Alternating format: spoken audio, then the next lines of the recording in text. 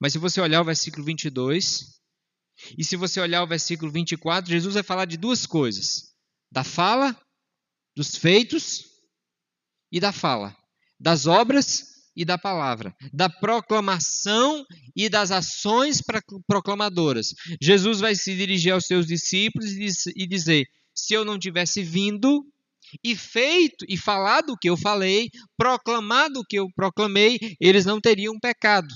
No sentido de dizer que eles não teriam tamanha culpa, porque não teriam tamanha revelação. Não que eles não fossem pecadores, que não precisassem da graça, ou que mesmo não fossem para o inferno. Mas o que Jesus está dizendo é que a vinda dele e a proclamação dele trouxe uma responsabilidade. Jesus vem, ele proclama, e a sua proclamação ela traz uma responsabilidade. Então Jesus diz no versículo 22: se eu não viera e nem lhes houvera falado, pecado não teriam. Mas agora não tem desculpa do pecado. Por que não tem desculpa do pecado? Agora eles são duplamente culpados. Por quê? Porque Jesus veio, Jesus falou, Jesus trouxe a proclamação, a palavra verdadeira que traz esperança. E qual foi a atitude deles? Odiaram. O versículo 23 diz: quem me odeia, odeia também a meu Pai. Odiaram Jesus. Desprezaram Jesus, desprezaram as palavras de Jesus. Jesus falou a palavra do Evangelho e as pessoas desprezaram. Às vezes a gente acha, eu vejo algumas pessoas falando do medo de evangelizar porque não sabe usar, não tem todas as palavras e o linguajar para a evangelização. E talvez isso seja fruto de um entendimento de que as pessoas vão aceitar por meio da eloquência das minhas palavras. Se eu tiver uma eloquência boa, se eu tiver umas palavras sábias, se eu tiver todos os argumentos, as pessoas vão fazer o quê? Aceitar. Mas se eu tiver uma fala simples, meio truncada, cheia de erros de português, não estou dizendo que você tem que buscar os erros, mas se eu tiver um conhecimento limitado, mas verdadeiro do Evangelho, aquela pessoa não pode ouvir. Ou ela vai ouvir e vai desprezar o Evangelho.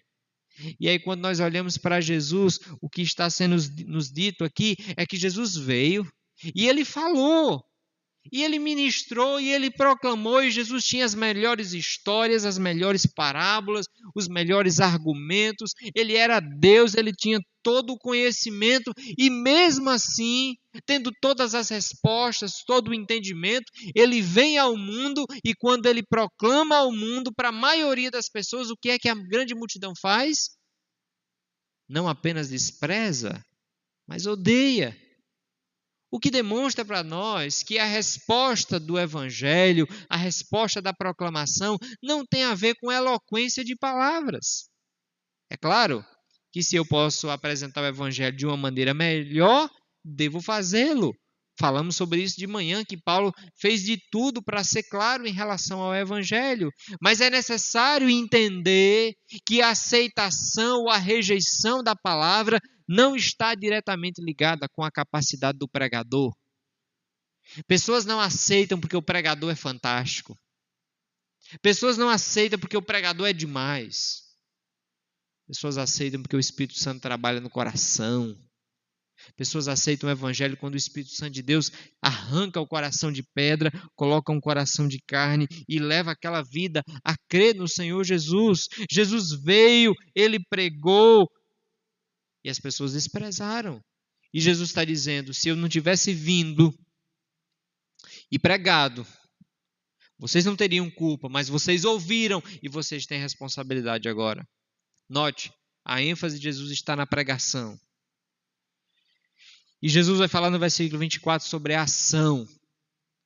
Fé e obras. Proclamação e ação. E ele diz: se eu não tivesse feito tais obras, então aqui não é mais a fala, aqui são as ações. Se eu não tivesse feito tais obras, nenhum outro fez, por sinal, pecado vocês não teriam. Pecado eles não teriam. Aqui, note, Jesus está se dirigindo a outros e não aos discípulos. O que Jesus está dizendo é que se eu não tivesse vindo e eu não tivesse atestado a pregação por meio das minhas obras, por meio daquilo que eu fiz, por meio da vida de retidão, por meio das obras e dos milagres que eu fiz, se eu não tivesse feito isso, inclusive que ninguém fez, eles não teriam o peso desse pecado. Mas porque eu vim, e não somente têm visto, mas eles têm me odiado, tanto a mim como a meu Pai. Mas isso é para que se cumpra, Jesus diz a palavra, odiaram-me sem motivo. Leia isso, entenda isso. Odiaram-me sem motivo. É muito interessante isso. Perceber que Jesus está dizendo aqui que na perspectiva do mundo, quando nós formos proclamar para este mundo, nós enfrentaremos duas coisas: ódio, dificuldade, luta, problemas, acusações. Não foi o que fez com Jesus? Não foi isso que fizeram com Jesus? Foi exatamente isso que fizeram com Jesus. E aí, alguns irmãos, todos nós, né, de fato, quando saímos para proclamar o Evangelho, quem sai para proclamar o Evangelho já deve ter tido uma experiência como essa. Você sai para proclamar o Evangelho, você luta para viver uma vida reta, você peca porque você é pecador. Mas você luta para ter uma vida reta diante de Deus, e quando você vai proclamar o Evangelho, especialmente para os da própria casa, o que é que você escuta? Mas você é isso, mas você faz aquilo. E as pessoas procuram a todo custo alguma coisa para nos acusar, para desqualificar a palavra, para dizer, não venha falar para mim dessa palavra, porque existe aquilo. E quando não tem nada para falar de nós, aí vai falar da igreja. Aí vai falar dos crentes que se conhecem, aí vai falar dos pastores que não prestam, daqueles que são desvirtuosos. Fazem a todo custo para demonstrar um desprezo que se dirige à pessoa que está proclamando o Evangelho, mas que, na verdade, conforme o Senhor Jesus aqui diz, na verdade, o desprezo é por Jesus, é pelo Pai, é pela palavra. A Bíblia diz que a luz veio ao mundo e as pessoas rejeitaram porque as suas obras eram más. E permanecem nas trevas para que a luz não mostre os seus pecados, os seus defeitos. Então, não é incomum nós chegarmos para proclamar o Evangelho e as pessoas começarem a apontar o dedo e demonstrar grandes e grandes questões sobre a vida, querendo dizer, eu não posso aceitar Jesus, eu não posso me arrepender, eu não devo me arrepender dos meus pecados, porque fulano de tal vive assim, porque tal pessoa faz isso, porque aquela igreja faz isso, e aponta-se então os pecados. E nós podemos cair no erro de achar que a falta de aceitação do Evangelho por parte daquela pessoa é porque as pessoas não têm uma vida tão reta como deveriam. Que se elas tivessem uma vida reta, aquela pessoa não teria outra desculpa para dar, e elas diriam, rapaz, realmente todos os crentes vivem em retidão, então eu também preciso de Jesus. A gente acredita muitas vezes que é o meio que vai levar a pessoa a abrir o coração para Jesus. A gente não acredita que as pessoas têm um coração tão de pedra, tão depravado, que até se Jesus viesse pregar para meus familiares, eles não aceitariam. Não foi isso que aconteceu? Jesus está dizendo, ele veio ao mundo, o melhor pregador, o homem mais reto que essa terra já teve. Ele veio, ele pregou, ele viveu. E o que é que as pessoas fizeram? Odiaram. Odiaram o Senhor Jesus. Eu não estou dizendo com isso que a igreja e que cada discípulo não deve buscar ter uma vida reta que imite a vida de Jesus. Deus vai nos cobrar disso. Nós somos chamados para viver em santidade. Isso é dever. Tem a ver com a nossa identidade, a vida cristã, a vida com Deus, o permanecer em Deus é um fator inegociável e todo crente tem que andar com Deus nas suas relações de trabalho e tudo mais. É triste e vergonhoso quando nós vamos proclamar o Evangelho e fulano de tal diz, mas fulano de tal é da sua igreja e diz que é crente e faz isso, e trabalha assim, e anda errado assim, e faz aquilo ali errado. É vergonhoso. Porque embora isso não é a causa principal da rejeição.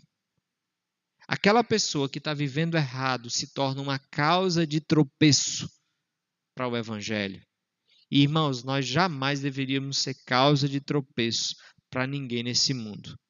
Nós fomos chamados para levá-los para a luz e não para afastá-los da luz. Mas o fato importante é, Jesus veio, ele proclamou, Jesus veio e viveu uma vida perfeita.